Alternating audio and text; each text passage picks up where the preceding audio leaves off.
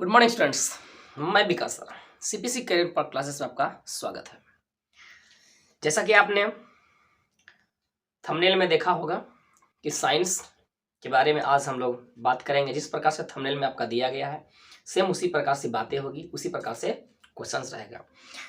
अगर आप 100 क्वेश्चंस बना लेते हैं, है ना, इस प्रकार से अगर आप 100 क्वेश्चंस पढ़ लेते हैं तो हमें तो नहीं लगता है कि एक भी क्वेश्चन छूटने वाला है ना, एक भी मैट्रिकुलेशन में क्वेश्चन छूटने वाला है।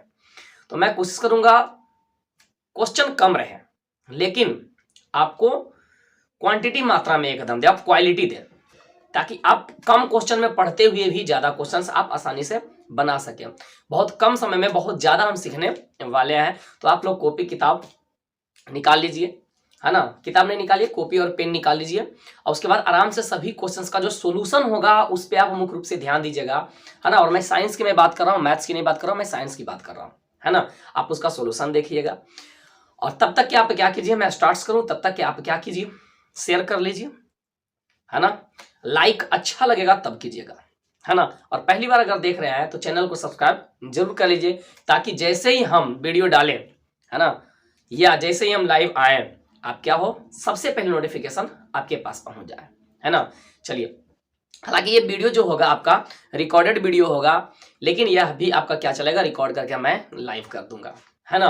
तो आप क्या कीजिएगा, कमेंट्स वगैरह नहीं कीजिएगा, क्योंकि मैं तो पढ़ूंगा नहीं, मैं बाद में लाके पढ़ लूंगा जो भी आपका समस्या रहेगा। लेकिन आप क्या कीजिएगा, सभी क्वेश्चंस को लिखते जाइए, उसके बाद सेट बनाइएगा, देखिएगा एक भी क्वेश्चंस नहीं छूटेगा और एग्जाम में 100% टच करेगा। तो पहला क्वेश्चन आपका है, स्क्रीन पर भी आपका क्वेश्चन दिखेगा। फर्स्ट क्वेश्चन आपका है, अमीबा अपना भोजन कैसे पकड़ता है।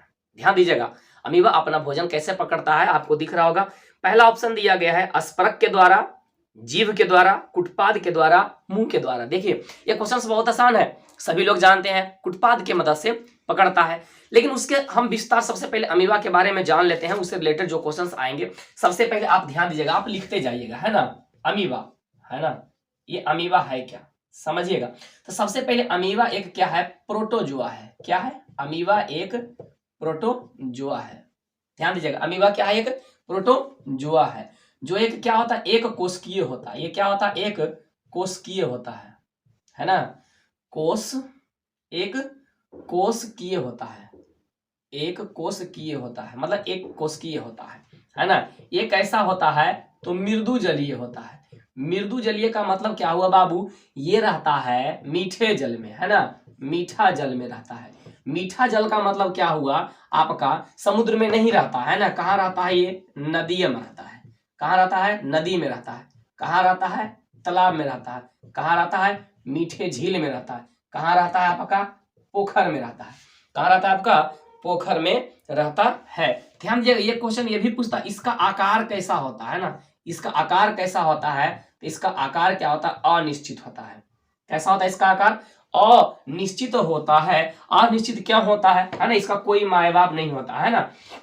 तो इसी के बनने बिगड़ने के कारण से, है ना, इसको हम लोग क्या कहते हैं, कुटपाद। कुटपाद के बनने बिगड़ने के कारण से इसका आकार क्या होता है, बदलते रहता है। तो आपसे पूछेगा इसका आकार कैसा होता है, निश्चित रहता होता है। पूछेगा आकार क्यों बदलता है ना, आकार क्यों बदलता है। आकार बदलने का कारण क्या होता है, बदलने का कारण क्या होता है, आकार बदलने का कारण होता है कुटपाद का बनना, है ना। कुटपाद, है ना, कुटपाद का बनना, कुटपाद के बनने के कारण इसका आकार बदलते रहता है। ध्यान जाइएगा, ये भोजन किससे पकड़ता है, याद रखिएगा, ये क्वेश्चन आपका था ना, भोजन पकड़ता है, भोजन किससे पकड़ता है, तो कुटपाद के द्वारा, है ना, कुटपाद के द्वारा ये भोजन पकड़ता है। जैसे ही क्या होता है कि कोई भी भोजन इसके समीप पहुंचता है तो ये धीरे धीरे क्या करता है, जैसे मान लिया भोजन पहुंच गया तो ये इस अपने आकार को इस प्रकार से धीरे धीरे क्या करता है, ऐसे छेद लेता है। फिर आगे क्या करता है, ये भोजन है आपका ऐसे ऐसे करके अपने अंदर ले लेता है और क्या करता है, रसधानी का निर्माण करता है। क्या करता है, रसधानी का निर्माण करता है। पाचन करने के बाद जो भी भोजन पचा होता है वह क्या करता है, पूरे जीव द्रव्य में फैला देता है और फिर क्या करता है, अपशिष्ट भोजन को बाहर निकाल लेता है। इसमें पाचन की जो प्रक्रिया होती है, ध्यान दीजिएगा, पाचन की जो प्रक्रिया होती है, इसमें पाचन की जो क्रिया होती है, पाचन क्रिया जो होती है वो क्या होता है, अंतःग्रहण होता है। अंत ग्रहण करता है, अंत ग्रहण करने के बाद ये पाचन करता है। पचाता है कहाँ, तो भोजन रसधानी में। कहाँ भोजन करता, भोजन पचाता है भोजन रसधानी में, एंजाइम के माध्यम से, है ना, एंजाइम के मदद से, और उसके बाद क्या कर देता है, बहिष्करण, यानी कि बाहर निकाल देता है। क्या करता है, बाहर निकाल देता है। ध्यान दीजिएगा, हमारे शरीर में लगभग क्या होता है, 6 प्रकार के अमीबा पाया जाता है। क्या प्रकार के, 6 प्रकार के अमीबा पाए जाते हैं, जिनमें से एक अमीबा जिसका नाम आप याद रखिएगा, हमारे पेट में जो होता है उसका नाम है एंट अमीबा। क्या नाम है, एंट अमीबा हिस्टोलिटिका, हिस्टोलिटिका, एंट अमीबा हिस्टोलिटिका। इससे एक बीमारी होता है जिसे हम लोग क्या कहते हैं, पेचिस कहते हैं। क्या कहते हैं, पेचिस। हम लोग गांव घर में भाषा में क्या जानते हैं, इसे सूल के नाम से जानते हैं, है ना। यहां तक कोई दिक्कत, आप स्क्रीनशॉट ले लीजिए, उसके बाद दूसरा क्वेश्चन में आगे बढ़ता हूं।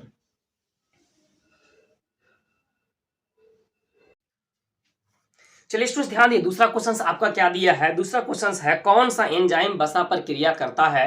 पहला ऑप्शन आपका दिख रहा है पेप्सिन, दूसरा ट्रिप्सिन, तीसरा लाइपेज, चौथा एमाइलेज, है ना। वसा पे कौन क्रिया करता है, लाइपेज। यह तो आपका आंसर हो गया, लेकिन आप इसका सोल्यूशन में थोड़ा सा ध्यान दीजिएगा, है ना। हम लोग जो पोषण की क्रिया करते हैं, पोषण का मतलब क्या होता है, पोषण का मतलब क्या होता है, भोजन का लेना। ध्यान दीजिएगा, पोषण का मतलब होता है भोजन का लेना। तो भोजन में हम लोग लेते हैं क्या क्या चीज, ध्यान दीजिएगा, भोजन में हम लोग 6 चीज लेते हैं। क्या क्या चीज लेते हैं हम लोग, कार्बोहाइड्रेट लेते हैं, ध्यान दीजिएगा, कार्बोहाइड्रेट लेते हैं। दूसरा क्या लेते हैं हम लोग, प्रोटीन लेते हैं। क्या लेते हैं, प्रोटीन लेते हैं। तीसरा हम लोग क्या लेते हैं, वसा लेते हैं। चौथा हम लोग क्या लेते हैं, विटामिन लेते हैं। पांचवा हम लोग क्या लेते हैं, ध्यान दीजिएगा, खनिज लवण, है ना, खनिज लवण लेते हैं। और छठा हम लोग क्या लेते हैं, जल लेते हैं। भोजन में हम लोग टोटल इतना ही लेते हैं, जिनमें से आप याद रखिएगा, है ना, ये आपका 3 क्या होता है, पचा हुआ होता है। याद रखिएगा, इसे पचाने की आवश्यकता नहीं होती है, इसे पचाने की आवश्यकता नहीं होती है। हम लोग पचाते हैं किस किस चीज को, तो कार्बोहाइड्रेट को पचाते हैं, प्रोटीन को पचाते हैं, वसा को पचाते हैं। आप क्वेश्चन था कि ये पचता है कैसे, तो एंजाइम के माध्यम से। कैसे पचता है, एंजाइम के माध्यम से। वसा को पचाने वाला एंजाइम कौन होता है, लाइपेज। कौन सा होता है, लाइपेज। ध्यान दीजिएगा, प्रोटीन 2 जगह, ध्यान दीजिएगा, 2 एंजाइम से पचता है। कौन कौन, एक होता है पेप्सिन, ध्यान दीजिएगा, पेप्सिन, और दूसरा होता है ट्रिप्सिन, है ना, ट्रिप्सिन, पेप्सिन और ट्रिप्सिन। ध्यान दीजिएगा, ये जो पेप्सिन होता है ये कहां से निकलता है, तो आपका अमाशय से निकलता है ना, अमाशय से निकलता है ना, ये अमाशय से निकलता है। अमाशय में एक अम्ल भी होता है जिसका नाम क्या होता है, HCl होता है। क्या होता है, HCl होता है। और ये सबसे क्या होता है, सबसे हार्ड अम्ल होता है, सबसे प्रबल अम्ल होता है, सबसे स्ट्रॉन्ग अम्ल होता है। और ये ट्रिप्सिन होता है, ये कहां से निकलता है, तो आपका छोटी आंत में, है ना, ये होता है छोटी आंत में। याद रखिए, ट्रिप्सिन छोटी आंत में। कार्बोहाइड्रेट को पचाने के लिए कौन सा एंजाइम आता है, एमाइलेज, एमाइलेज, या इसी को हम लोग क्या कहते हैं, टॉयलिन भी कहते हैं। याद रखिएगा, टॉयलिन या एमाइलेज। आपसे क्वेश्चन पूछ देगा कि भोजन का पाचन का शुरुआत कहां होता है, तो आप याद रखिएगा, भोजन का पाचन शुरुआत कहां होता है, तो हमारे मुंह से शुरू होता है, और अंत में कहां पचता है, तो हमारे छोटी आंत में होता है। आपसे पूछ देगा भोजन कहां कहां नहीं पचता है, तो आप याद रखिएगा, ग्रास नली में और बड़ी आंत में भोजन कभी नहीं पचता है। पूछेगा कि क्वेश्चन आपसे पूछेगा कि भोजन पूर्ण रूप से कहां पचता है, तो छोटी आंत में पचता है। तो आपका क्वेश्चन का आंसर मिल गया होगा, है ना, कि वसा पर पाचन करने के लिए कौन सा एंजाइम कार्य करता है, तो लाइपेज करता है। क्या करता है, लाइपेज करता है। आपका सही आंसर क्या हो जाएगा, सी हो जाएगा। चलिए हम लोग इसको स्क्रीनशॉट ले लीजिए, फिर हम लोग देखते हैं नेक्स्ट क्वेश्चन को। चलिए स्टूडेंट्स ध्यान दिए, तीसरा क्वेश्चन आपका क्या दिया है। आपका तीसरा क्वेश्चन लिख रहा है, किस प्रकार के श्वसन में अधिक ऊर्जा मुक्त होती है, वायवीय, अवायवीय, दोनों में, या इनमें से कोई नहीं, नन। सही आंसर इसका क्या होगा, अत्यधिक ऊर्जा किसमें मुक्त होती है। ध्यान दीजिएगा, हम लोग पढ़ेंगे 2 प्रकार के श्वसन, एक होता है वायवीय श्वसन, एक होता है अवायवीय श्वसन। क्या होता है, एक वायवीय, एक अवायवीय। ध्यान दीजिएगा, है ना, पहले मैं लिखता हूं अवायवीय श्वसन, ध्यान दीजिएगा, और दूसरा क्या होता है, वायवीय श्वसन, वायवीय श्वसन। ध्यान दीजिएगा, ये क्या होता है, ऑक्सीजन की अनुपस्थिति में, है ना, अनुपस्थिति में, मतलब ऑक्सीजन यहां पे नहीं रहता है। ये क्या होता है, ऑक्सीजन की उपस्थिति में, उपस्थिति में। याद रखिएगा, समझिएगा। ऑक्सीजन की अनुपस्थिति में होता है उसे हम लोग कहते हैं अवायवीय, ऑक्सीजन की जो उपस्थिति में होता है उसे हम लोग क्या कहते हैं, वायवीय श्वसन कहते हैं। याद रखिएगा, ये आपका क्या होता है, श्वसन की पहला क्रिया होता है ना, श्वसन की पहली क्रिया होता है। श्वसन की पहली क्रिया क्या होती है, अवायवीय श्वसन। श्वसन की दूसरी क्रिया क्या होती है, अवायवीय श्वसन, है ना। ये आपकी दूसरी क्रिया है, मैं लिखता हूं दूसरी क्रिया, है ना, ये दूसरी क्रिया होती है, समझिएगा, याद रखिएगा। ये कहां होता है, तो ये होता है आपका कोशिका द्रव्य में होता है। कहां होता है, कोशिका द्रव्य में होता है, या जीव द्रव्य जिसको हम लोग कहते हैं। ये कहां होता है, माइटोकॉन्ड्रिया में होता है ना, है ना, कॉन्ड्रिया में होता है, माइटोकॉन्ड्रिया में होता है। कहां होता है, माइटोकॉन्ड्रिया में होता है। याद रखिएगा, इसमें कितना ऊर्जा मिलता है, इसमें ऊर्जा कितना मिलता है, ऊर्जा कितना मिलता है, 8 ATP मिलता है। और इसमें ऊर्जा कितना मिलता है, याद रखिएगा, टोटल 38 ATP मिलता है। तो आप बताइए इसमें क्या मिलता है, कम ऊर्जा, इसमें क्या मिलता है, कम ऊर्जा, और इसमें क्या मिलता है, अधिक ऊर्जा। क्या मिलता है, अधिक ऊर्जा। बाबू आपसे क्वेश्चन क्या पूछा था कि निम्नलिखित में से किसमें, है ना, कम ऊर्जा मिलता है, ये अधिक ऊर्जा मिलता है। आपका क्वेश्चन है अधिक ऊर्जा किसमें मिलता है, तो आंसर आपका क्या हो जाएगा, वायवीय श्वसन में अधिक ऊर्जा मिलता है। कितना मिलता है, 38 ATP। एटीपी पूछता है, एटीपी का फुल फॉर्म तो आप याद रखिएगा, एडिनोसिन ट्राइफॉस्फेट, है ना, एडिनोसिन ट्राइफॉस्फेट, है ना। ध्यान दीजिएगा, ये किसमें होती है, अवायवीय श्वसन का आपसे क्वेश्चन पूछता है, किसमें होता है, ईस्ट में। ईस्ट में कौन सी क्रिया होती है, तो अवायवीय श्वसन होती है। और वायवीय श्वसन आपसे पूछ देगा तो सभी जीवों में होती है ना, सभी जीवों में क्या होती है, आपका वायवीय श्वसन होता है। यानी कि हम मनुष्यों में भी क्या होता है, वायवीय श्वसन होता है। आप इसको एकदम याद कर लीजिएगा, लिख करके याद कर लीजिएगा, स्क्रीनशॉट लीजिए, फिर हम लोग अगले क्वेश्चन की ओर बढ़ते हैं। चलिए स्टूडेंट्स ध्यान दिए, क्वेश्चन आपको स्क्रीन पर क्या दिख रहा है, मछली का श्वसन अंग कौन सा है, मछली का श्वसन अंग कौन सा है, ट्रेकिया है, गिल्स है, त्वचा है, या फेफड़ा है। ध्यान दीजिएगा, मछली का श्वसन अंग क्या होता है, गिल्स, जिसे हम लोग क्या कहते हैं, है ना, क्लोम भी कहते हैं, और गलफड़ा भी कहते हैं। क्या कहते हैं, गलफड़ा भी कहते हैं। तो सही आंसर आपका क्या हो जाएगा, बी हो जाएगा। ध्यान दीजिएगा, लेकिन इससे संबंधित कुछ और बातें हम लोग जान लेते हैं। सबसे पहले तो आपका हो गया मछली, है ना, मछली किससे लेता है, तो गलफड़ा से लेता है ना, इसी को हम लोग क्या कहते हैं, गिल्स भी कहते हैं। बाबू आपसे पूछ देगा, ध्यान देगा, केचुआ किससे लेता है, केचुआ तो आप याद रखिएगा किससे लेता है ना, शरीर के सतह यानी कि आपका त्वचा से लेता है।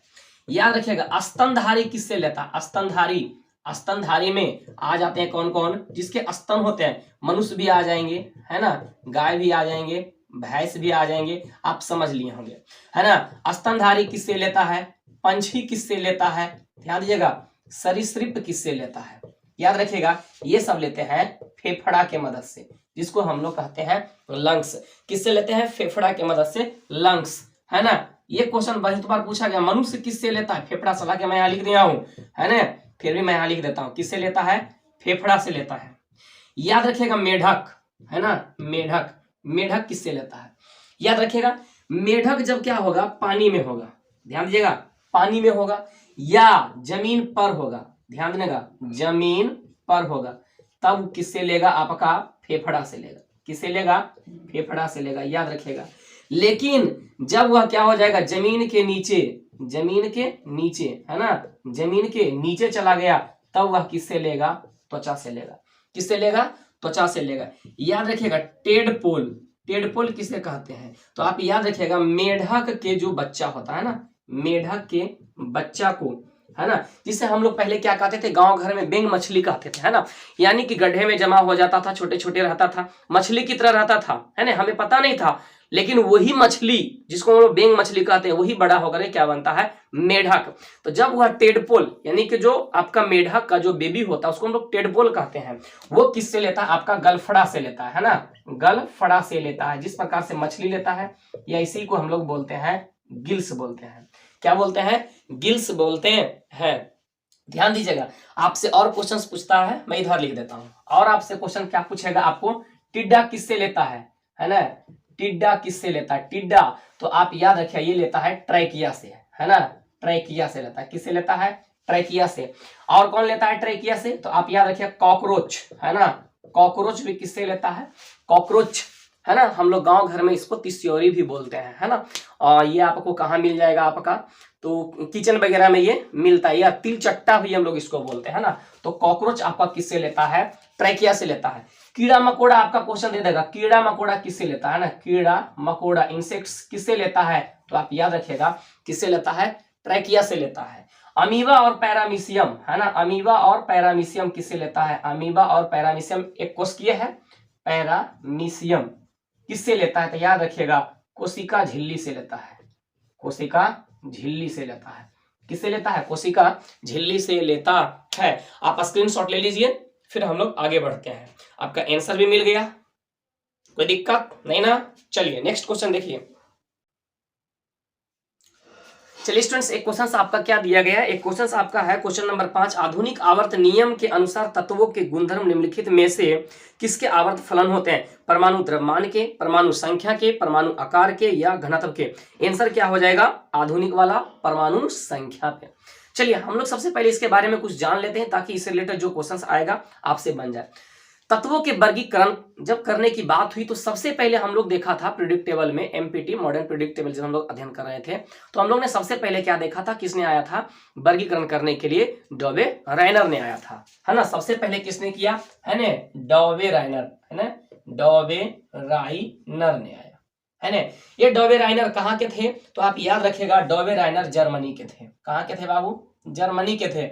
और इसने कब किया था? कब किया था? तो 1817 में किया था, 1817 में किया था। और एक नियम दिया था, उस नियम का क्या नाम था? त्रिक नियम। क्या नाम था? त्रिक नियम दिया था। क्या दिया था?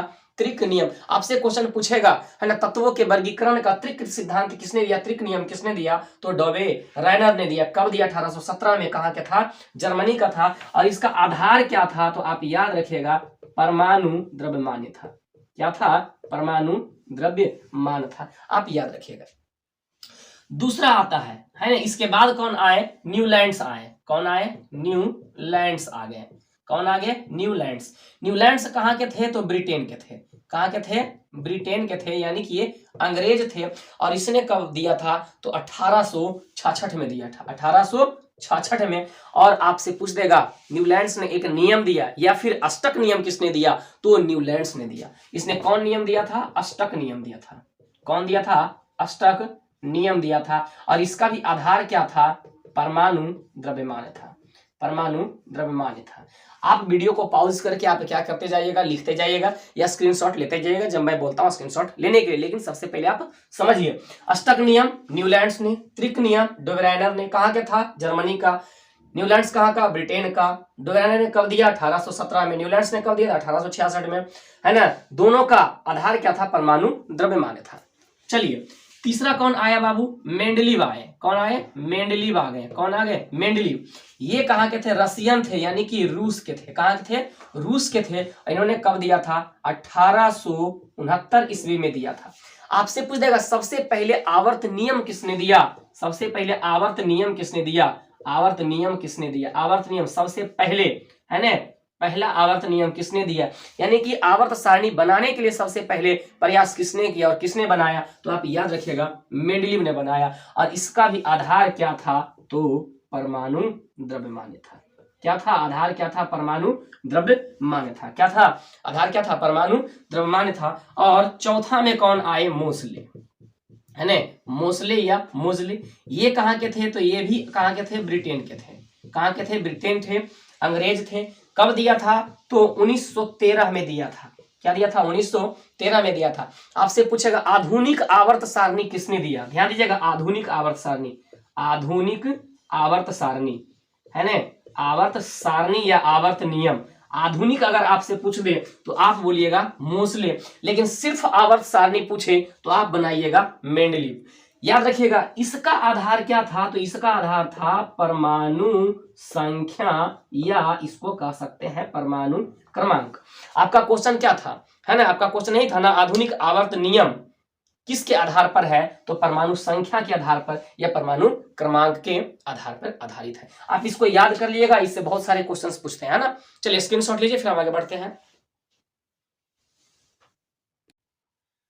चलिए स्टूडेंट्स ध्यान दिए, क्वेश्चन नंबर 6 में क्या दिया गया है। क्वेश्चन नंबर 6 कह रहा है आधुनिक आवर्त सारणी की 36 कतारें निम्नलिखित में से क्या कहलाती है। ध्यान दीजिएगा, आधुनिक आवर्त सारणी जो आपका बनाया गया है, आपको दिख रहा होगा स्क्रीन पे, आपको दिख रहा होगा। तो आधुनिक आवर्त सारणी जो बनाया गया है आपका 36 का मतलब हुआ हमारी जो पृथ्वी के धरातल के जो समानांतर होते हैं उसको क्या कहते हैं, क्षैतिज कहते हैं। और जो खड़ा रहता है उसको क्या कहते हैं, उदर्ग। तो इस 36 को क्या कहा था, आवर्त बोला था। क्या बोला था, आवर्त। और जो उदर्ग जो खड़ा है उसको क्या बोला था, वर्ग बोला, समूह बोला या ग्रुप बोला था। कोई दिक्कत, आप समझिएगा। सबसे पहले आप यहाँ पे ये समझ लीजिए और लिख लीजिए, आधुनिक आवर्त सारणी दिया किसने, है ना। आधुनिक आवर्त सारणी, आधुनिक आवर्त सारणी किसने बनाया, मोसले ने बनाया। किसने बनाया, मोसले ने बनाया। ये कहाँ के थे, तो कहाँ के थे ये ब्रिटेन के थे, है ना। इसने कब दिया, तो 1913 में दिया। ये किस चीज पे आधारित था, तो आप याद रखिएगा, परमाणु संख्या पे आधारित था।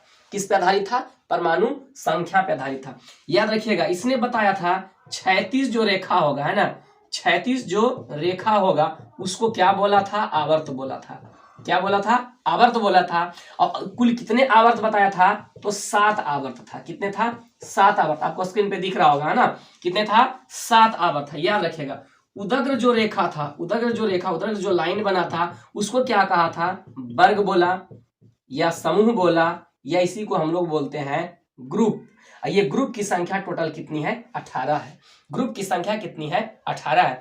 याद रखिएगा, आपका जो ये पहला ग्रुप दिख रहा है, सॉरी पहला आवर्त जो दिख रहा है, पहला आवर्त है ना, पहला जो आवर्त दिख रहा है ये क्या है, सबसे छोटा आवर्त है ना, सबसे छोटा आवर्त, ये सबसे लघु आवर्त, जिसमें कितने तत्व हैं, मात्र 2 तत्व है। याद रखिएगा, है ना, सबसे छोटा में कितना है, 2 है। याद रखिएगा, इसी को हम लोग बोलते हैं अति लघु। क्या बोलते हैं, अति लघु आवर्त। क्या बोलते हैं, अति लघु आवर्त में कितने तत्व है, 6 है, हाइड्रोजन और हीलियम है। याद रखिएगा, लघु आवर्त, लघु आवर्त किसको बोला जाता है, तो आप याद रखिएगा, लघु आवर्त बोला जाता है दूसरा और तीसरा को, है ना, दूसरा और तीसरा को क्या बोला जाता है, लघु आवर्त। इसमें कितने तत्व हैं, 8 तत्व हैं।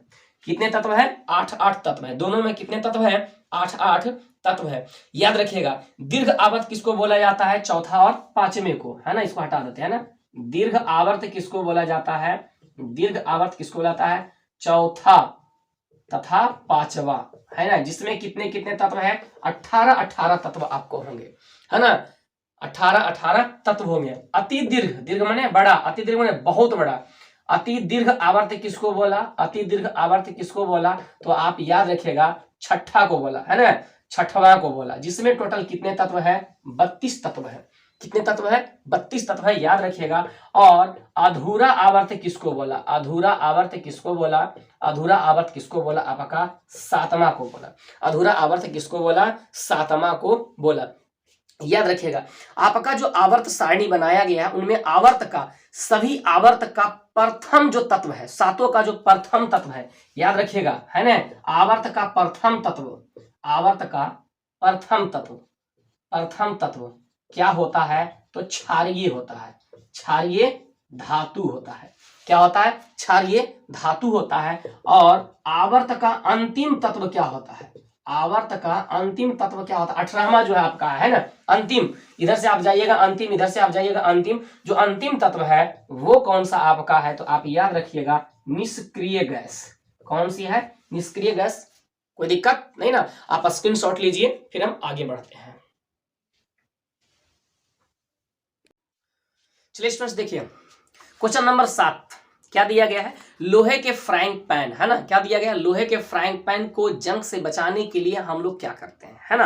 आपका क्वेश्चन दिया गया है, लोहे के फ्राइंग पैन के जंग से बचाने के लिए निम्नलिखित में से कौन सा विधि उपयुक्त है। आप ग्रीस लगा दीजिएगा, उसमें पेंट लगा दीजिएगा, या जिंक के परत चढ़ा दीजिएगा, इनमें से सभी क्रिया कीजिएगा, ध्यान दीजिएगा, है ना।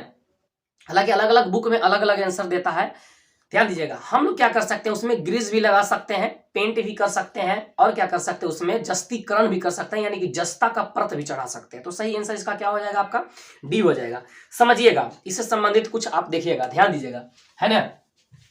तो आप जंग से बचाने के लिए क्या कीजिएगा, है ना, जंग से बचाने के लिए, है ना, जंग से बचाने के लिए आप क्या क्या चीज कर सकते हैं। 2 नंबर का क्वेश्चन भी आपसे पूछता है ना, 2 नंबर में पूछता है। तो आप सबसे पहले आप क्या कीजिएगा, आप क्या कर दीजिए, पेंट कर दीजिए, है ना, पेंट करना है ना, क्या करना है, पेंट करना है। और आप क्या कर सकते हैं, और आप क्या कर सकते हैं, ग्रीज लगा सकते हैं, ग्रीज लगा सकते हैं, है ना, ग्रीज लगा सकते हैं, यानी कि तेल या ग्रीज हम लोग लगा देते हैं, है ना। तीसरा हम लोग क्या कर सकते हैं, जस्तीकरण, याद रखिएगा, जस्तीकरण, इसी को हम लोग क्या कहते हैं, इंग्लिश में हम लोग कहते हैं, है ना, ग्लैबनाइजेशन, क्या कहते हैं, ग्लैबनाइजेशन, है ना। याद रखना, जिंक के परत चढ़ाने की प्रक्रिया को ग्लैबनाइजेशन कहते हैं। यह हमेशा ऑब्जेक्टिव आपने पूछता है और 2 नंबर के भी पूछता है, कोई दिक्कत नहीं ना। चलिए इसी से संबंधित कुछ हम लोग और लोहा के बारे में जान लेते हैं। आपसे क्वेश्चन पूछेगा, है ना, लोहा यानी कि फेरस, याद रखिएगा, लोहा, लोहा यानी कि फेरस, है ना। सबसे पहले इसका संकेत क्या होता है, संकेत क्या होता है, तो एफ ही होता है, याद रखिएगा, है ना। इसका क्रमांक कितना होता है, क्रमांक कितना होता है, तो 26 होता है। कितना होता है, क्रमांक कितना होता है, 26 होता है। आपसे पूछ देगा इसका द्रव्यमान कितना होता है, द्रव्यमान, है ना, द्रव्यमान कितना होता है, द्रव्यमान कितना होता है, तो आप याद रखिएगा इसका द्रव्यमान कितना होता है, 56 होता है ना। स्क्रीनशॉट आप अंतिम में ले लीजिएगा, मैं बोल दूंगा, है ना। आपसे अगर पूछ देगा इसका इलेक्ट्रॉनिक कॉन्फ़िगरेशन हम लोग क्या लिखते हैं, चलिए मैं इधर लिख देता हूं, है ना, इसको हटा करके। इलेक्ट्रॉनिक कॉन्फ़िगरेशन आप क्या लिखते हैं, तो आप लिख दीजिएगा कितना, 1s2 2s2 p6 3s2 p6। उसके बाद इलेक्ट्रॉन किस में चला जाएगा, है ना, 4s2 में, और d कितना हो जाएगा, 6, 26 हो गया, 2 8 10 10 6 16 2 18 18 2 20 20 6 26 हो गया। अब ध्यान दीजिएगा, आपसे पूछ देगा इसके बाह्यतम कक्ष में, है ना, बाह्यतम कक्ष में कितने इलेक्ट्रॉन, तो 2 इलेक्ट्रॉन, है ना। आपको इससे पूछ देगा संयोजकता कितना है, संयोजकता कितना है, तो 2 हो गया, यानी कि वैलेंसी। और ये बाह्यतम कक्ष में इलेक्ट्रॉन को हम लोग बोलते हैं संयोजी इलेक्ट्रॉन, क्या बोलते हैं, संयोजी इलेक्ट्रॉन भी बोलते हैं, क्या बोलते हैं, संयोजी इलेक्ट्रॉन भी बोलते हैं। इसकी संयोजकता कितना हो जाएगा, 2। ध्यान दीजिएगा, ये किस आवर्त का है, ये किस आवर्त का, इसका आवर्त कैमा जाएगा, तो अंतिम इलेक्ट्रॉन 4 में जा रहा है, अंतिम इलेक्ट्रॉन चौथा में जा रहा है ना, तो ये चौथा आवर्त का तत्व होगा, है ना, चौथा आवर्त का तत्व है। किस आवर्त का तत्व है, चौथा आवर्त का तत्व है। आपसे पूछ देगा कि ये बताइए ये किस वर्ग का तत्व है, इसका वर्ग क्या है, क्या है वर्ग, तो ये 10 2 कितना हो जाएगा, 12 हो जाएगा। कितना हो जाएगा, ये कितना होगा, ये आवर्त। अब वर्ग आपसे पूछ दिया ना, ये सॉरी वर्ग पूछ दिया था, 6 2 8 हो जाएगा। कितना हो जाएगा, 8वां वर्ग है, 8वां वर्ग है, 6 2 कितना हो जाएगा, 8। आपसे पूछ दिया इसका ब्लॉक क्या है, ब्लॉक क्या है, तो अंतिम तत्व किस में जा रहा है, डी में जा रहा है, याद रखिएगा डी, ये तो भर गया ना, इसमें जाएगा 10 तक ना, डी, ये डी ब्लॉक का तत्व है ना। ये रहता कहाँ है, ये रहता है कहाँ, पीरियोडिक टेबल में। ध्यान दीजिएगा, इस प्रकार से आपका पीरियोडिक टेबल है ना। इधर आपका एस है, इधर आपका पी है, बीच में डी है और नीचे एफ है, तो ये बीच में रहता है। कहाँ रहता है, ये बीच में रहता है, डी में। कहाँ रहता है, बीच में रहता है। कहाँ रहता है, बीच में। आपसे ये भी क्वेश्चन पूछता है इसका अयस्क कौन कौन है, याद रखिएगा, अयस्क एकदम वीवीआई क्वेश्चन है। तो 2 अयस्क मुख्य रूप से आप याद रखिएगा, हेमाटाइट और मैग्नेटाइट, है ना, हेमाटाइट और दूसरा मैग्नेटाइट, मैग्नेटाइट, हेमाटाइट और मैग्नेटाइट, इसका 2 अयस्क मुख्य रूप से आप याद रखिएगा। आप इसका स्क्रीनशॉट लीजिए, फिर हम लोग आगे क्वेश्चंस बढ़ते हैं। चलिए स्टूडेंट्स ध्यान दिए, क्वेश्चन नंबर 8 में क्या दिया गया, निम्नलिखित में से आप किसे आसानी से चाकू से काट सकते हैं। ऑप्शन दिया गया आपका एल्युमिनियम दिया, सोडियम दिया, मैग्नीशियम दिया गया और कॉपर दिया गया। तो आसानी से आप किसे काट सकते हैं, तो आप सोडियम को काट सकते हैं। ध्यान दीजिएगा, अगर आपसे निम्नलिखित की बात कर दे तो उन चारों में से ही खोज करके बताना है। ध्यान दीजिएगा, निम्नलिखित में से कह दे तो आप चारों में से खोज करके ही बताना। जिससे मैं एक एग्जांपल से समझाने की कोशिश करता हूं। अगर आपसे पूछ दे कि सबसे तेज लड़का कौन है, ध्यान दीजिएगा, सबसे तेज लड़का कौन है, तो आप गूगल बॉयज को बता दीजिए, है ना, कि सबसे तेज लड़का वही है। लेकिन अगर आपसे पूछ दे आपके स्कूल का निम्नलिखित में से, आपके स्कूल में पूछ दे निम्नलिखित में से सबसे तेज लड़का कौन है, तो आपके स्कूल का जो सबसे टॉपर लड़का होगा, अच्छा लड़का होगा, पढ़ने में तेज लड़का होगा, उसी का आप नाम बताइएगा। तो निम्नलिखित का मतलब होता है पार्टिकुलर हो जाता है ना। और अगर आपसे डायरेक्ट पूछ दे, है ना, डायरेक्ट पूछ दे, अगर मान लीजिएगा आपसे एक क्वेश्चन अगर पूछ दे, किस धातु, कौन सा धातु है ना सबसे अच्छा विद्युत का सुचालक होता है, तो आप डायरेक्ट बोलिएगा चांदी। लेकिन फिर निम्नलिखित में से और ऑप्शन आपका चांदी नहीं रहे तो आप क्या बोलिएगा, गलत मार दीजिएगा ना, नहीं, ध्यान दीजिएगा, निम्नलिखित मतलब उन चारों में से हमें खोज करके बताना है कि इन चारों में से सबसे ज्यादा सुचालक कौन सा है। कोई दिक्कत? चलिए हम लोग इससे संबंधित कुछ देख लेते हैं। चाकू से काटे जाने वाला तत्व कौन कौन सा होता है, जो ध्यान देगा, है ना, चाकू से काटे जाने वाला तत्व याद रखिएगा कौन कौन होता है, लिथियम होता है, सोडियम होता है और पोटेशियम होता है। क्या होता है, लिथियम, सोडियम, पोटेशियम, तीनों को हम क्या कर सकते हैं, आसानी से चाकू से काट सकते हैं। याद रखिएगा मोम से लपेट कर हम किसको रखते हैं, मोम में लपेट कर, है ना, लपेट कर, अगर बाहर में रखेंगे तो इसमें क्या पकड़ लेगा, आग पकड़ लेगा। तो मोम में लपेट करके हम लोग रखते हैं लिथियम को और पोटेशियम को। तो सोडियम को कहाँ रखते हैं सर, तो याद रखिएगा, है ना, किरोसिन तेल, है ना, इसी को हम लोग बोलते हैं मिट्टी का तेल। क्या बोलते हैं, मिट्टी का तेल। हम लोग गांव घर में बोलते हैं करासन। क्या बोलते हैं, हम लोग गांव घर में करासन बोलते हैं। तो हम लोग सोडियम को कहाँ रखते हैं, याद रखिएगा, कहाँ रखते हैं, किरोसिन तेल में या मिट्टी के तेल में। और मोम में, मोमबत्ती आप जलाते हैं ना, तो मोम में हम लोग रखते हैं लिथियम को और पोटेशियम को। ये सब क्या होता है, मुलायम धातु होते हैं।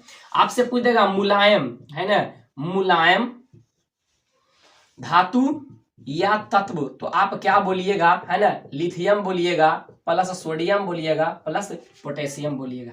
ध्यान दीजिएगा, आपसे पूछ देगा द्रव में रहने वाला, द्रव अवस्था में, है ना, द्रव अवस्था वाला तत्व कौन कौन से है। रूम टेम्परेचर की बात कर रहा हूं, तो ये कौन कौन से रहते हैं, आपका मरकरी हो गया और कौन हो गया, ब्रोमीन। एकमात्र ऐसा धातु जो द्रव अवस्था में रहता है वह कौन आपका है, मरकरी या पारा कह सकते हैं, है ना। और ये आपका क्या है, आधातु है। क्या है आपका, आधातु है। यहां तक कोई दिक्कत नहीं ना। ध्यान दिएगा, जल में जैसे ही जाएगा तो तैरने लगेगा, कौन सा, जल में तैरने वाला, है ना, जल में तैरने वाला है ना तत्व या धातु, है ना, या धातु, तो ये कौन होता है, याद रखिएगा सोडियम।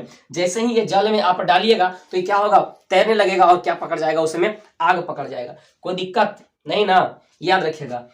एक दो और लिख देते हैं। विद्युत बल्ब का फिलामेंट किसका बना होता है, विद्युत बल्ब का फिलामेंट, है ना, विद्युत बल्ब का फिलामेंट तो डब्ल्यू यानी कि टंगस्टन का बना होता है। किसका, वुल्फ्राम टंगस्टन का बना होता है। हमारा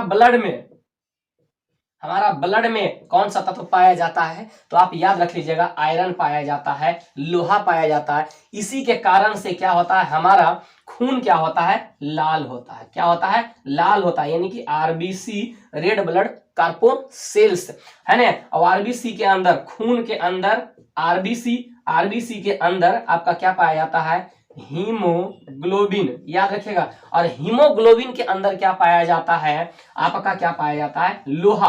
तो लोहा के कारण से हीमोग्लोबिन लाल, हीमोग्लोबिन के कारण से आरबीसी लाल, आरबीसी के कारण से हमारा खून लाल। और बहुत ज्यादा जब खून हो जाएगा तो आदमी लाल, है ना।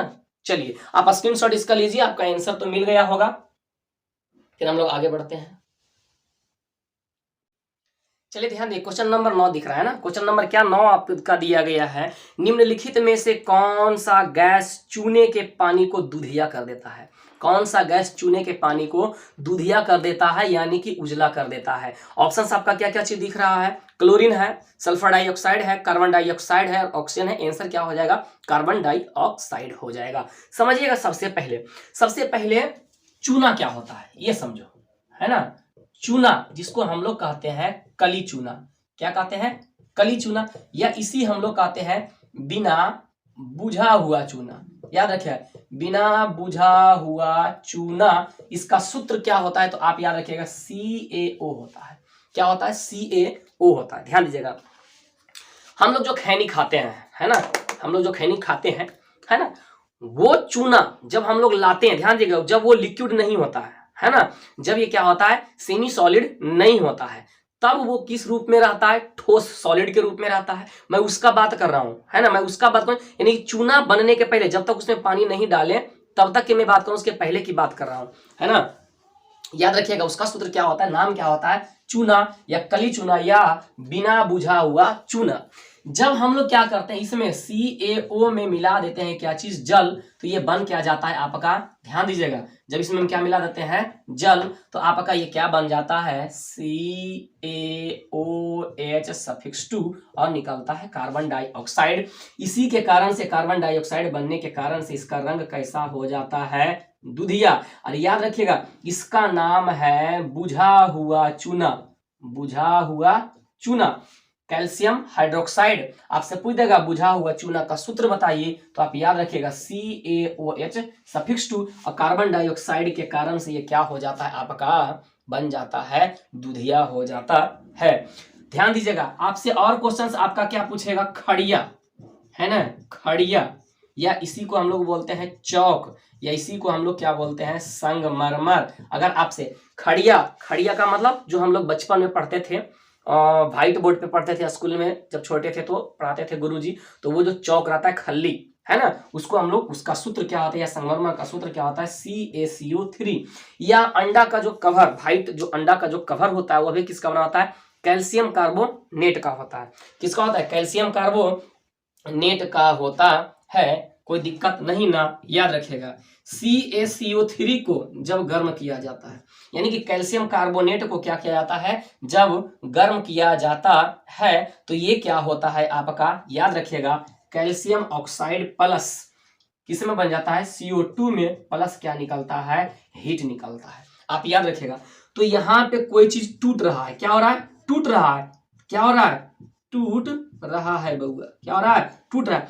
जब टूटेगा तो अलग होगा, टूटेगा तो अलग हो। जैसे हम लोग क्या होते हैं, विदाई होते हैं, हमारी बेटी बहनें क्या होती हैं, विदाई होता है, तो वो टूटता है, क्या होता है, टूट जाते हैं, मम्मी से दूर जा रहे हैं, पापा से दूर जा रहे हैं, भाई से दूर जा रहे हैं, गांव से दूर जा रहे हैं, हालांकि मजा ही आता है ना। वो तो सिर्फ दिखाने के लिए होता है, ढकलियों का एक तरीका होता है ना, कि सिर्फ हम लोग को दिखाती है कि हम जा रहे हैं। लेकिन आजकल के जो ढकलियां होती है, CBSE वाली जो होती है, वो रोती भी नहीं है। क्यों, मेरा मेकअप खराब हो जाएगा ना, हालांकि हम अभी 2000-4000 से जो मेकअप करवाए हैं ब्यूटिशियन में, वो खराब हो जाएगा, इसलिए वो रोती भी नहीं है। ध्यान दीजिएगा। तो जब टूटेगा तो याद रखिएगा वियोजन होगा, क्या होगा, वियोजन। आपसे पूछ देगा ये कैसी अभिक्रिया है, तो वियोजन अभिक्रिया है। कैसी अभिक्रिया है, वियोजन अभिक्रिया है। ये संयोजन नहीं है, ये वियोजन अभिक्रिया है ना। चलिए आपका आंसर तो मिल गया होगा, आप इसका स्क्रीनशॉट लीजिए, फिर हम लोग आगे बढ़ते हैं। चलिए स्टूडेंट्स, एक क्वेश्चन आपका क्या दिया गया है, टार्ट्रिक अम्ल निम्नलिखित में से किसमें पाया जाता है, टमाटर में, संतरा में, सिरका में, इमली में। टार्ट्रिक अम्ल किसमें पाया जाता है, तो किसमें पाया जाता है, इमली में टार्ट्रिक अम्ल पाया जाता है, और खट्टे अंगूर में पाया जाता है टार्ट्रिक अम्ल, है ना। किसमें किसमें पाया जाता है टार्ट्रिक अम्ल, है ना। चलिए ध्यान लिख लीजिएगा, है ना, टार्ट्रिक अम्ल, है ना, टार्टैरिक अम्ल, है ना, टार्टैरिक अम्ल किसमें पाया जाता है, इमली में पाया जाता है, प्लस खट्टे अंगूर में पाया जाता है। आप याद रख लीजिएगा। चलिए हम लोग ये भी देख लेते हैं, सिरका में कौन सा अम्ल पाया जाता है, याद रखिए, पूछता है सिरका या अचार में, एकदम पूछता है सिरका या अचार में कौन सा अम्ल पाया जाता है, तो एसिटिक अम्ल पाया जाता है, एसिटिक अम्ल पाया जाता है, एकदम याद रखिएगा। VVI जो भी लिखा रहे हैं, है ना। आपसे पूछ देगा सेब में कौन सा अम्ल पाया जाता है, तो आप याद लिख लीजिए, मैलिक अम्ल पाया जाता है। कौन सा अम्ल पाया जाता है, मैलिक अम्ल पाया जाता है। संतरा में पूछता है, या नींबू में, ध्यान देखिए, संतरा या नींबू में कौन सा अम्ल पाया जाता है, तो सिट्रिक अम्ल, है ना, सिट्रिक अम्ल, या कहीं पे दे देगा आपका साइट्रिक, है ना, सिट्रिक या साइट्रिक अम्ल, आप याद रखिएगा। चलिए और आप याद रखिएगा, चींटी के डंक में, है ना, चींटी के डंक, या आप बोलिएगा मधुमक्खी के डंक, एकदम VVI है। या आप याद रखिएगा नेटल, है ना, नेटल मीन्स क्या होता है, उसको क्या कहते हैं, बोल रहे हैं उसका हिंदी में नाम, है ना, आपका याद हैगा तो कमेंट्स में आप दे दीजिएगा। नेटल, मैं उसका हिंदी में नाम भूल रहा हूँ, है ना। नेटल का डंक, नेटल का डंक, याद रखिएगा। चींटी का डंक, मधुमक्खी का डंक, नेटल का डंक में कौन सा पाया जाता है, तो आप याद रखिएगा फॉर्मिक अम्ल, फॉर्मिक अम्ल, या इसी को हम लोग क्या बोलते हैं, मैथे, है ना, नोइक अम्ल, क्या बोलते हैं, मैथेनोइक अम्ल, है ना। आप इतना याद कर लीजिएगा, एक भी कहीं दिक्कत नहीं होगा, कहीं पर भी दिक्कत नहीं होगा। चलिए लिख लेंगे। चलिए एक बार और मैं दे देता हूं, दही में, है ना, दही, या आप कह सकते हैं खट्टे दूध, है ना, खट्टे दूध में कौन सा अम्ल पाया जाता है, लैक्टिक अम्ल पाया जाता है। कौन सा अम्ल पाया जाता है, लैक्टिक अम्ल। एक पूछता है आपका, हमारे पेट या अमाशय, याद रखिए हमारे पेट या अमाशय में कौन सा अम्ल पाया जाता है, तो HCl पाया जाता है। इतना आप याद कर लीजिए, स्क्रीनशॉट ले लीजिए, याद कर लीजिए। चलिए आगे बढ़ते हैं।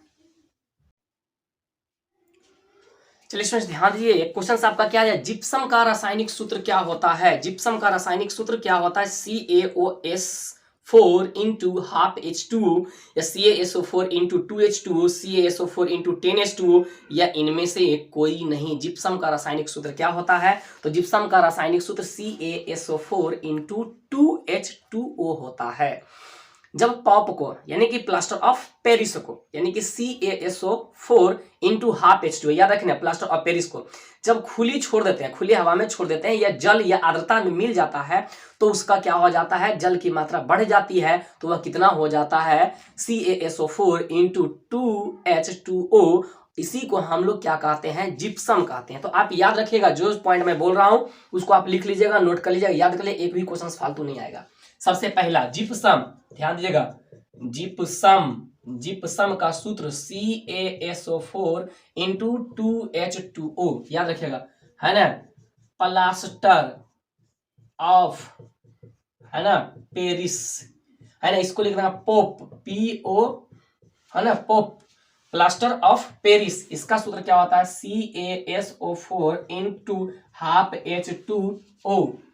यहां तक कोई दिक्कत नहीं ना। आप और लिख लीजिएगा, बिरंजक चूर्ण, बिरंजक चूर्ण, जिसको हम लोग कहते हैं ब्लीचिंग पाउडर भी कहते हैं, क्या होता है, CaOCl, है ना, Cl, या कहीं पे लिख देगा, क्या लिख देगा, कहीं पे ऐसे भी लिखा है CaOCl2, ऐसे कर देगा, है ना, आप याद रखिएगा, है ना। ये बिरंजक चूर्ण हो गया। उसके बाद हम लोग लिखते हैं बेकिंग पाउडर, ध्यान दीजिएगा, बेकिंग पाउडर, बेकिंग पाउडर को हम लोग क्या बोलते हैं, खाने वाला, क्या बोलते हैं, खाने वाला सोडा बोलते हैं, क्या बोलते हैं, खाने वाला सोडा बोलते हैं। इसका सूत्र होता है NaHCO3, है ना, इसमें कोई भी रवा जल नहीं होता है। आपका पूछेगा बासिंग, है ना, बासिंग पाउडर, क्या बोल देगा, बासिंग पाउडर, इसको हम लोग बोलते हैं धोने वाला, क्या बोलते हैं, धोने वाला सोडा, क्या बोलते हैं, धोने वाला सोडा, कपड़ा धोने के लिए जो यूज करते हैं। इसका सूत्र होता है Na2,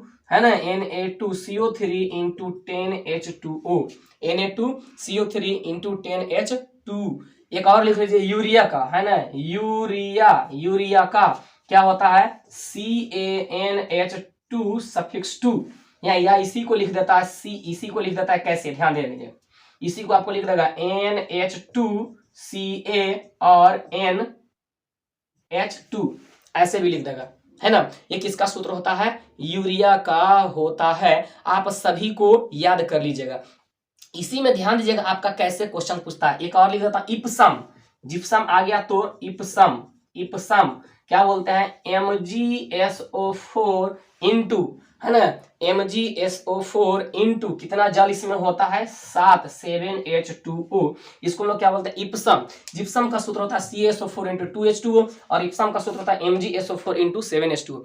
आपसे ऐसे भी क्वेश्चन पूछ सकता है, पूछता है बाबू, बहुत सारे एग्जाम में पूछता है, आप याद कर लीजिएगा कि इप्सम में रवा जल कितना होता है, रवा जल, ध्यान दीजिएगा, तो ये आपका जो जल लिखा हुआ है 7 होता है। उसी प्रकार आपसे पूछ जाता है बेकिंग पाउडर में, सॉरी बेकिंग में, बासिंग पाउडर में कितना रवा जल होता है, तो 10 होता है, 10H2O होता है, कितना होता है, 10H2O होता है। प्लास्टर ऑफ पेरिस में कितना होता है, तो हाफ होता है। जिप्सम में कितना होता है, तो 2 होता है। आप याद कर लीजिएगा आसानी से, है ना। अगर आपका सेशन अच्छा लग रहा है तो अधिक से अधिक लोगों को आप शेयर कीजिए, है ना, ताकि सभी को फायदे हो और मैं इतना मेहनत कर रहा हूं तो थोड़ा बहुत मुझे भी फायदे हो, है ना। सभी क्वेश्चंस आपके आसानी से बन जाएंगे, एक भी नहीं छूटेगा, मैं गारंटी देता हूं, एक भी नहीं छूटेगा। इस प्रकार से आप स्टडीज कीजिएगा। चलिए इसका स्क्रीनशॉट लीजिए, फिर हम आगे बढ़ते हैं। चलिए स्टूडेंट्स ध्यान दिए, क्वेश्चन आपका क्या दिख रहा है ना, विद्युत प्रतिरोधकता का एसआई मात्रक क्या होता है ना। विद्युत प्रतिरोधकता का एसआई मात्रक क्या होता है? ओम होता है, ओम पर मीटर होता है, वोल्ट पर मीटर होता है, या ओम मीटर होता है। तो विद्युत प्रतिरोधकता का सही मात्रक आपका क्या हो जाएगा? ओम मीटर हो जाएगा। क्या हो जाएगा? ओम मीटर हो जाएगा। चलिए इससे संबंधित हम और कुछ देख लेते हैं जो हमसे क्वेश्चंस पूछते हैं, ध्यान देगा और लिखते जाइएगा। सबसे पहले है ना, आवेश का मात्रक, है ना, सबका मात्रक लिख रहा है। आवेश का मात्रक क्या होता है? कूलम्ब होता है। क्या होता है? कूलम्ब होता है। चलिए सभी का मैं मात्रक लिखूंगा जो आपसे पूछता है। विद्युत धारा का मात्रक क्या होता है? विद्युत धारा का मात्रक क्या होता है? तो आप लिख लीजिएगा एम्पियर होता है ना। यहीं पे आप लिख लीजिएगा। इसे मापा जाता है किस मशीन से, है ना। ध्यान दीजिएगा, एक हुआ मात्रक, एक हुआ मापने वाला। जैसे आप समझिएगा, हम लोग बुखार जो मापते हैं, बुखार मापते हैं थर्मामीटर से, है ना, जो डॉक्टर साहब लगाते हैं मुंह में, या पहले आता था पारा वाला, है ना, जो लगाते थे, यहाँ लगा देते थे। तो बुखार मापते हैं थर्मामीटर से, वो एक मशीन है। क्या है? मशीन है। क्या है? मशीन है। लेकिन बुखार हम मापते हैं किस में? उसका मात्रक क्या है? तो डिग्री फ़ारेनहाइट या डिग्री सेल्सियस में। आपको डॉक्टर साहब बताते होंगे कि 101 डिग्री है, 102 डिग्री है। तो 101 डिग्री सेल्सियस नहीं होता है, बल्कि 102 या 101 डिग्री फ़ारेनहाइट होता है। तो मापने वाला मशीन का नाम है आपका क्या?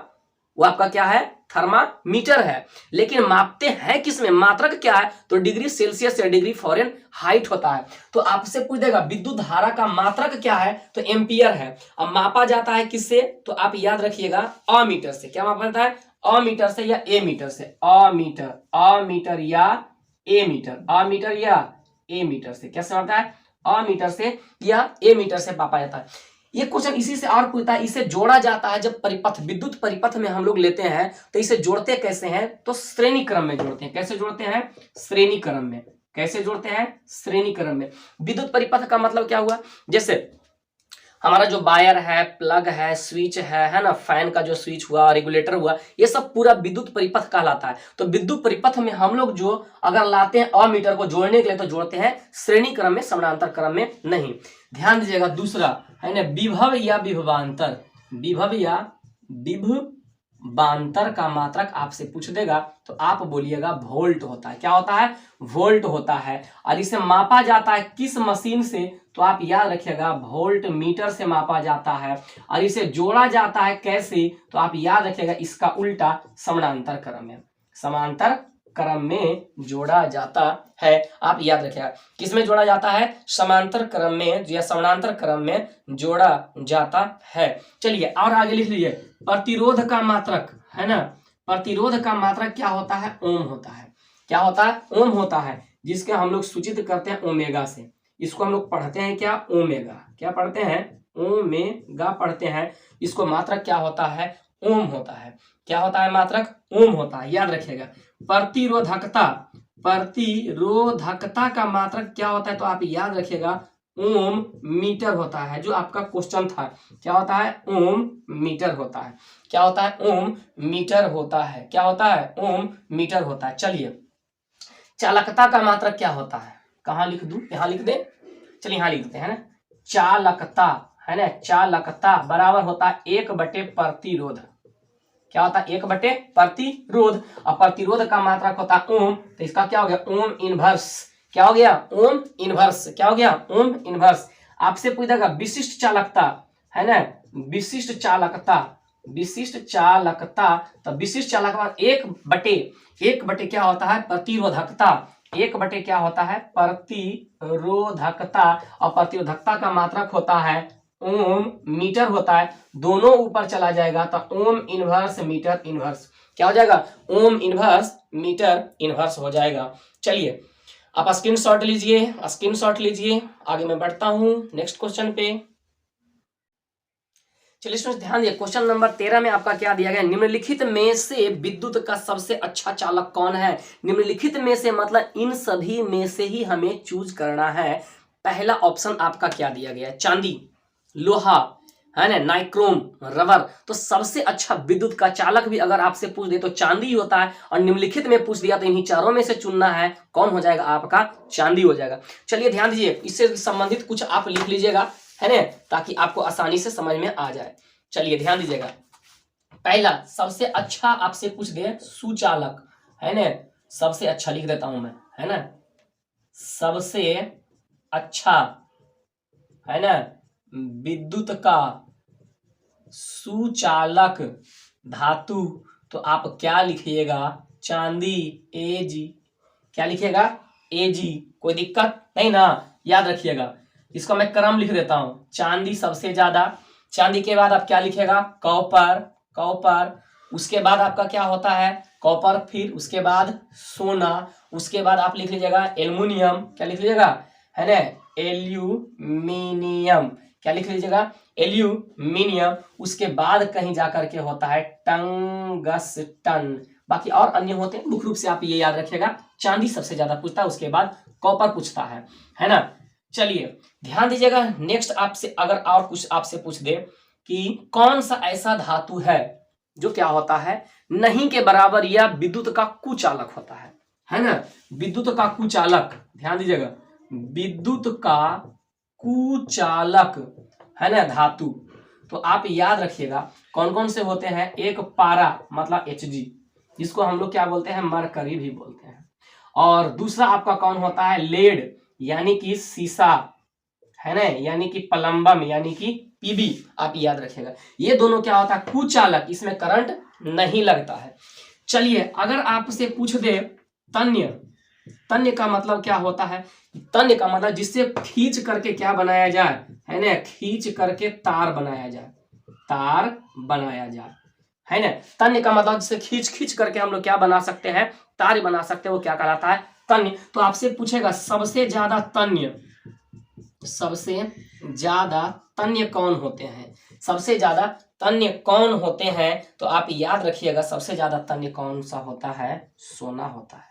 कौन सा होता है बाबू, सबसे ज्यादा तन्य कौन सा होता है, सोना होता है। याद रखिएगा 1 ग्राम अगर सोना के कितना, तो 2 किलोमीटर लंबा तार बनता है, कितना, 2 किलोमीटर लंबा तार बनता है। तो सबसे तन्य धातु आपसे पूछ लेगा, सबसे ज्यादा तन्य धातु, अधातु तो तन्य होते नहीं है ना, तो आप क्या बोलिएगा, सोना बोलिएगा। याद रखिएगा मैं यहीं पे लिख देता हूं, है ना, सबसे ज्यादा तन्य होता है सोना, सोना के बाद कौन सा होता है, चांदी, सोना के बाद कौन सा होता है, चांदी, और चांदी के बाद आपका होता है एल्यूमिनियम, कौन होता है, एल्यूमिनियम। उसके बाद आपका होता है तांबा या कॉपर। सबसे ज्यादा सोना, उसके बाद चांदी, उसके बाद एल्यूमिनियम, उसके बाद आपका कौन सा होता है, कॉपर होता है। चलिए आघात बद्धता हम लोग इसको भी लिख लेते हैं, है ना।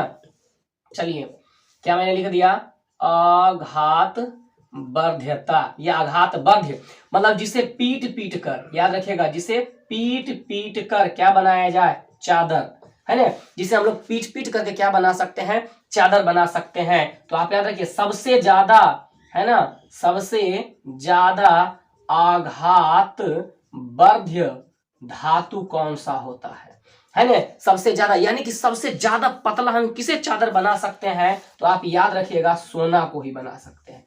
किसको, सोना को। कितना पतला बना सकते हैं, तो आप याद रखिए 0.004 mm पतली तार हम बना सकते हैं, सॉरी पतली चादर बना सकते हैं। सबसे ज्यादा, है ना, कौन सा होता है आघात बद्ध, तो आपने क्या बताया, सोना। कौन बताया, सोना। आप याद रखिएगा सोना के बाद कौन होता है, सबसे ज्यादा सोना, सोना के बाद चांदी, चांदी, चांदी के बाद कौन होता है, एल्यूमिनियम, और उसके बाद आपका अंत में कौन सा होता है, तांबा। कौन सा होता है, तांबा। आप याद कर लीजिएगा, इसका आप स्क्रीनशॉट लीजिए। हम लोग नेक्स्ट क्वेश्चन देखते हैं, ज्यादा नहीं 15 क्वेश्चन इस सेशन में हम लोग देखेंगे। चलिए स्टूडेंट्स ध्यान दिए, क्वेश्चन नंबर 14 में आपका क्या दिया गया, विद्युत धारा के चुंबकीय प्रभाव का खोज किसने किया। ऑप्शन आपका है फैराडे है ना, ऑस्टेड है, एम्पियर है, बोर है। सही आंसर आपका क्या हो जाएगा, बी हो जाएगा, ऑस्टेड ने किया है। चलिए इससे संबंधित आप और जो इससे संबंधित जो क्वेश्चन पूछता है मैं उसको लिखा देता हूं ताकि आप आसानी से याद कर लें। चलिए ध्यान दीजिएगा, समझ के लिखिएगा, विद्युत चुंबकीय प्रभाव या विद्युत धारा का चुंबकीय प्रभाव, पहला ही न था, विद्युत धारा के, है ना, चुंबकीय प्रभाव का खोज किसने किया, है ना, किसने किया? तो सही आंसर आपका क्या हो जाएगा? ऑर्स्टेड हो जाएगा। ऑप्शन नंबर क्या हो जाएगा? बी हो जाएगा। क्या हो जाएगा? बी हो जाएगा, है ना, ऑर्स्टेड हो जाएगा। ध्यान दीजिएगा। दूसरा, इससे संबंधित आपसे पूछेगा चुंबकीय क्षेत्र की दिशा, चुंबकीय क्षेत्र की दिशा, चुंबकीय क्षेत्र की दिशा आपसे पूछे चुंबकीय क्षेत्र की दिशा, तो आप क्या बताइएगा? आराम से एकदम समझ समझ के आप लिखेगा चुंबकीय क्षेत्र की दिशा। तो आप यहाँ पर लिख लीजिए, है ना, मैक्सवेल, है ना, मैक्सवेल के, है ना, अंगूठा का नियम, या इसी को हम लोग लिख सकते हैं मैक्सवेल के, है ना, अंगूठा का नियम या हस्त का नियम, अंगूठा का नियम, है ना। किसने बताया? तो मैक्सवेल ने। चुंबकीय क्षेत्र की दिशा मैक्सवेल ने। किस नियम से? तो अंगूठा का नियम से या हस्त का नियम से। आप याद रखिएगा कौन हस्त? तो दक्षिण हस्त, है ना, दक्षिण अंगूठा या दक्षिण, यहाँ छूट गया, हस्त अंगूठा, यहाँ पर आप लिख लीजिएगा, है ना, मैक्सवेल के दक्षिण हस्त अंगूठा का नियम। तीसरा पॉइंट आप लिख लीजिएगा, तीसरा पॉइंट आप लिखिएगा चुंबक द्वारा, है ना, चुंबक द्वारा, क्या लीजिएगा? चुंबक द्वारा धारावाही, ध्यान दीजिएगा, चुंबक द्वारा धारावाही चालक तार पर, चालक तार पर, चुंबक द्वारा धारावाही चालक तार पर लगाया गया बल की दिशा, है ना, लगाए गए है ना, बल की दिशा, बल की दिशा, दोनों में अंतर है। चुंबकीय क्षेत्र की दिशा है, ये बल की दिशा है। चुंबकीय क्षेत्र की दिशा है, ये क्या है? बल की दिशा है। तो आप क्या लिख जाएगा? फ्लेमिंग के वाम हस्त का नियम। किसका? है ना, फ्लेमिंग के वाम हस्त का नियम। ये भी आई एकदम क्वेश्चन मैं हमेशा बता रहा हूं, आप याद रखिए, कोई भी फालतू नहीं है। अगर आपसे पूछ दे बल की दिशा, ध्यान दे, बल की दिशा, तो फ्लेमिंग के वाम हस्त का नियम। पूछ दे, है ना, क्षेत्र की दिशा, चुंबकीय क्षेत्र की दिशा, तो मैक्सवेल के दक्षिण हस्त के अंगूठा का नियम। विद्युत धारा के चुंबकीय प्रभाव, तो ऑर्स्टेड। चलिए एक और लिखिए, चुंबकीय विद्युत प्रेरण, नीचे लिख दूं, चलिए, चुंबकीय विद्युत, चुंबकीय, है ना, या विद्युत चुंबकीय, है ना, विद्युत चुंबकीय लिखिएगा, है ना, चुंबकीय विद्युत नहीं, विद्युत चुंबकीय प्रेरण, है ना, प्रेरण का सिद्धांत किसने दिया? तो आप लिख लीजिएगा फैराडे ने दिया। किसने दिया? फैराडे ने। डायनमो हो गया, मोटर हो गया, वो किस सिद्धांत पे कार्य करता है? क्वेश्चन पूछता है तो आप याद रखिएगा विद्युत चुंबकीय प्रेरण के सिद्धांत पे, विद्युत चुंबकीय प्रेरण के सिद्धांत पे कार्य करता है, विद्युत चुंबकीय प्रेरण के सिद्धांत पे कार्य करता है। एक पॉइंट और लिख लीजिए, मैं यहां लिखा देता हूं, प्रेरित विद्युत धारा की दिशा, है ना, प्रेरित विद्युत धारा की दिशा, ध्यान दीजिएगा, प्रेरित विद्युत धारा की दिशा, ये किसने दिया? तो ध्यान दीजिएगा फ्लेमिंग। यहां पे मैंने क्या बताया था? फ्लेमिंग के वाम हस्त का नियम, है ना, यहाँ पे क्या है? फ्लेमिंग के दक्षिण हस्त का नियम, है ना, दक्षिण हस्त का नियम, दक्षिण हस्त का नियम। बस, ज्यादा नहीं, मैंने 4-5 बातें लिखा है। विद्युत धारा का चुंबकीय प्रभाव तो ऑर्स्टेड ने किया, विद्युत चुंबकीय प्रेरण फैराडे ने किया, दो को तो बहुत आसानी से याद हो जाएगा। तीसरा आपका अगर क्या चुंबकीय क्षेत्र की दिशा, तो मैक्सवेल के अंगूठा का दक्षिण हस्त के नियम से। अगर आपसे पूछ दे बल की दिशा, धारावाही बल की दिशा चुंबक का, तो फ्लेमिंग के वाम हस्त का नियम। प्रेरित विद्युत धारा की दिशा अगर पूछ दे तो फ्लेमिंग के दक्षिण हस्त का नियम। चलिए स्क्रीनशॉट लीजिए, हम लोग देखते हैं इस सेशन का लास्ट क्वेश्चन देखते हैं, क्वेश्चन नंबर 15 देखते हैं। चलिए स्टूडेंट्स ध्यान दीजिए, इस सेशन का लास्ट क्वेश्चन आपका क्या दिया गया है? विद्युत मोटर परिवर्तित करता है। क्या दिया गया है? विद्युत मोटर परिवर्तित करता है। पहला ऑप्शन क्या है? यांत्रिक ऊर्जा को विद्युत ऊर्जा में, रासायनिक ऊर्जा को विद्युत ऊर्जा में, विद्युत ऊर्जा को रासायनिक ऊर्जा में, विद्युत ऊर्जा को यांत्रिक ऊर्जा में। तो विद्युत मोटर क्या करता है? जब उसमें करंट हम देते हैं, करंट देते हैं यानी कि विद्युत देते हैं, तो विद्युत ऊर्जा को मोटर घूमता है, मोटर घूमने के बाद ये क्या करता है? पानी को बाहर निकालता है। किसमें होता है? विद्युत को बदल देता है, आपको यांत्रिक में बदल देता है। चलिए इससे संबंधित कुछ और हम लोग देख लेते हैं, आप याद लिख लीजिएगा। विद्युत मोटर पहला, है ना, विद्युत मोटर क्या करता है? आपका विद्युत ऊर्जा, है ना, विद्युत ऊर्जा को किसमें कर देता है? यांत्रिक ऊर्जा में। किसमें कर देता है? यांत्रिक ऊर्जा में कर देता है। इलेक्ट्रिक एनर्जी को काइनेटिक एनर्जी में चेंज कर देता है। याद रखिएगा डायनेमो क्या करता है? डायनेमो भी आपका क्या करता है? विद्युत ऊर्जा को किसमें बदल देता है? यांत्रिक ऊर्जा में बदल देता है। किसमें बदल देता है? यांत्रिक ऊर्जा में बदल देता है। चलिए और आप लिख लीजिएगा 1 2। पंखा आप क्या क्या करता है, पंखा में भी क्या लगा होता है, मोटर लगा होता है, तो यह भी क्या करता है, विद्युत ऊर्जा को क्या कर देता है, किसमें बदल देता है, यांत्रिक ऊर्जा में बदल देता है। ये मत लिख देना हवा ऊर्जा में बदल देता है ना, ऐसा मत लिख देना।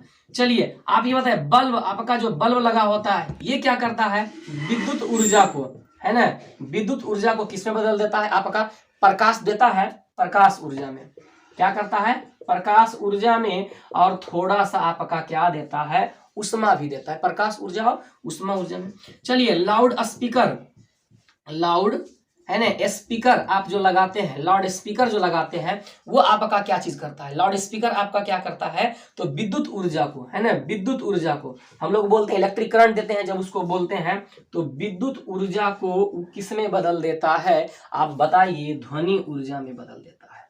किसमें बदल देता है, ध्वनि ऊर्जा में बदल देता है। चलिए स्टूडेंट्स, आप लोग के लिए मैं कमेंट्स के लिए एक क्वेश्चंस मैं देता हूं, है ना, और सेशन को हम लोग यहीं पे एंड करते हैं। आप कमेंट में जरूर दीजिएगा, है ना, निर्वात में प्रकाश की चाल कितना होता है, निर्वात में प्रकाश की चाल कितनी होती है ना। आप इसको कमेंट्स में आप लिख करके जवाब दीजिएगा। अगर वीडियो अच्छा लगता है तो आप सभी लोग अधिक से अधिक शेयर कीजिए ताकि सभी लोग को फायदे हो जाए, है ना। पहली बार अगर करियर पॉइंट को देख रहे हैं तो चैनल को जरूर सब्सक्राइब कीजिए और लाइक बटन दबा दीजिए। Thank you. जय हिंद, जय भारत।